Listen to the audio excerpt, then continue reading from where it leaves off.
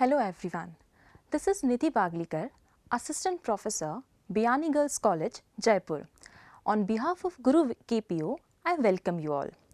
Today, we are going to discuss about the types of agreements and contracts on the basis of legality. Okay? On the basis of legality, we are going to divide the various types of agreements and contracts.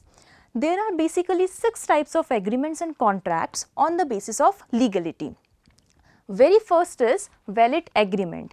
Valid agreement is also known as a contract. Any agreement which is possessing all the essential elements of a valid contract will be considered as a valid agreement. यानी हर वो agreement जिसमें एक valid contract के जितने essentials हैं वो अगर सारे present हैं तो हम उस valid agreement को क्या बोलेंगे? Contract. So any agreement which is enforceable by law will become a contract. So the very first is valid agreement, that is a contract. Second one is void agreement. Void agreement is known as void ab initio. Void agreement is considered as void ab initio. Void ab initio का मतलब है void from the very beginning. मतलब जहाँ से agreement execute होना start हो रहा है तभी से वो agreement क्या बन जाता है? Void. Void का मतलब है nil. It is having no existence. अब void agreement कौन सा agreement होंगे? Any agreement which is not having any of the essential elements of a valid contract will be considered as a void agreement. अगर free consent नहीं है, lawful consideration नहीं है, तो वो agreement starting से ही क्या बन जाएगा? nil बन जाएगा, उसका कोई existence नहीं रहेगा. इसलिए ऐसे agreement को हम बोलेंगे void agreement. ठीक है?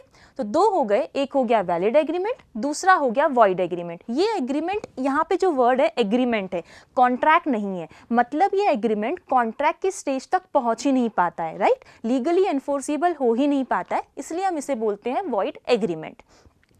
थर्ड है void contract. ध्यान से सुनो, ये है void agreement, ये है void contract. इसका मतलब क्या है कि ये वाला जो void contract है ये agreement की स्टेज को तो क्रॉस कर चुका है, right? तो void contracts वो contracts होते हैं, all those contracts which are enforceable and which are legal when they are executed. Okay?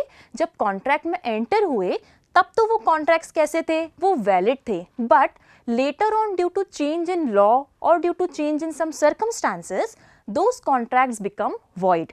For example, A and B के बीच में contract हुआ है and A is going to sell ivory products to B.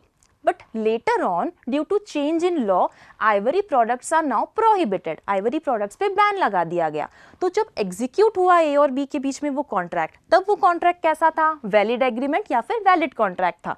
लेकिन बाद में law में change आने की वजह से वो contract अब वो execute नहीं कर सकते हैं. ठीक है? तो it will be considered as void contract. दूसरा example, suppose India is going to import some goods from another country, से अमेरिका. ठीक है? अब अमेरिका से जब गुड्स इंपोर्ट करना है, जब ये कॉन्ट्रैक्ट एग्जीक्यूट हुआ, जब कॉन्ट्रैक्ट में एंटर हुए, तब वो कॉन्ट्रैक्ट कैसा था? वैलिड था.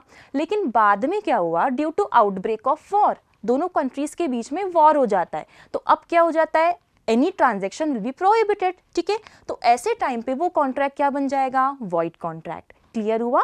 तो void contract means all those contracts which were valid at the time of entering into them, but later on due to change in law those contracts become void and they are now impossible to be executed. Fourth category पे आता है voidable contract. तो मैं void contract के आगे लिख लेती हूँ due to change in law. Fourth category है voidable contract. ध्यान रखने वाली बात यह है कि ये भी एग्रीमेंट जो है लीगली एनफोर्सिएबल है. ठीक है? कॉन्ट्रैक्ट के स्टेज तक पहुंच चुका है. इंपॉर्टेंट यहाँ पर ये है स्टूडेंट्स कि ध्यान रहे कहाँ पर एग्रीमेंट है और कहाँ पे कॉन्ट्रैक्ट है. जैसे ही आप कॉन्ट्रैक्ट वर्ड पढ़ रहे हो आपको क्लिक हो जाना चाहिए that agreement has passed the stage of legal enforceability, क्योंकि हमें पता है एग्रीमेंट प्लस लीगल एनफोर्सिबिलिटी मिलकर क्या बन जाता है? कॉन्ट्रैक्ट बन जाता है. ओके? तो फोर्थ कैटेगरी है वॉइडेबल कॉन्ट्रैक्ट. वॉइडेबल कॉन्ट्रैक्ट जो होता है, this becomes void at the option of parties. क्या होता है ये? At the option of parties. मतलब जो पार्टीज कॉन्ट्रैक्ट में एंटर हो रही हैं वो पार्टीज इस कॉन्ट्रैक्ट को लेटर ऑन void डिक्लेयर कर सकती हैं. अब इसमें कौन से एग्जाम्पल्स होंगे? जितने भी कॉन्ट्रैक्ट्स जिसमें फ्री कंसेंट ना हो, अगर कॉन्ट्रैक्ट कोएर्शन से एग्जीक्यूट हुआ हो, अनड्यू इन्फ्लुएंस से हुआ हो, मिस्टेक से हुआ हो, मिसरिप्रेजेंटेशन से हुआ हो, तो इन सारे एलिमेंट्स के अंदर फ्री कंसेंट नहीं होती है। तो कोई भी contract, whichever contract does not having, if that contract is not having free consent, then that contract become voidable contract. मतलब वो कॉन्ट्रैक्ट लेटर ऑन पार्टीज चाहें तो वॉइड डिक्लेयर कर सकती हैं। सो voidable contract is at the option of parties. Void contracts is due to change in law, and voidable contract will be always at the option and willingness of the parties. And when it will become voidable? Whenever there is no free consent. Okay? Fifth पे है illegal agreement. As the name itself suggest, हमने देखा था कि जो legal enforceability के जो elements होते हैं, एक वैलिड कॉन्ट्रैक्ट के जो एसेंशियल्स होते हैं, उसमें एक पॉइंट आता है कि कॉन्ट्रैक्ट में लॉफुल कंसिडरेशन होना चाहिए, lawful object and lawful consideration होना चाहिए, लीगल ऑब्जेक्ट होना चाहिए। इसके अंदर यहाँ पे अगेन ये वर्ड आ रहा है एग्रीमेंट। देखो ये कॉन्ट्रैक्ट की स्टेज तक पहुंच ही नहीं पा रहा है। क्यों नहीं पहुंच पा रहा? Because it is lacking legal enforceability. Legal enforceability lack कर रहा है, मतलब क्या है कि कॉन्ट्रैक्ट, एक एसेंशियल कॉन्ट्रैक्ट के जो वैलिड एलिमेंट्स हैं वो इस पर्टिकुलर एग्रीमेंट में मिसिंग है, इसलिए यहाँ पे क्या वर्ड आ रहा है? एग्रीमेंट आ रहा है। ठीक है, तो अगर किसी पर्टिकुलर एग्रीमेंट में लॉफुल कंसिडरेशन या ऑब्जेक्ट नहीं है, any agreement which is not having lawful consideration और lawful object, then such an agreement will be considered as illegal agreement. तो इलीगल ऑब्जेक्ट या फिर consideration. A and B, suppose A and B are two parties and A is contracting with B. A says that I will sell you my car if you murder C. A B को क्या बोल रहा है कि if you murder C then I will sell my car to you. अब यहाँ पे consideration कैसा हो गया? मर्डर का हो गया। क्या मर्डर लीगल है? No, murder is illegal, right? Murder is a criminal activity. तो यहाँ पे वो एग्रीमेंट ही कैसा बन जाएगा? Illegal agreement. क्लियर हुआ? And last one is unenforceable contract. Again यहाँ पे वर्ड क्या है? कॉन्ट्रैक्ट। अनएनफोर्सिबल का मतलब है when particularly any contract is possessing any technical defect. कौन सा डिफेक्ट? Technical defect.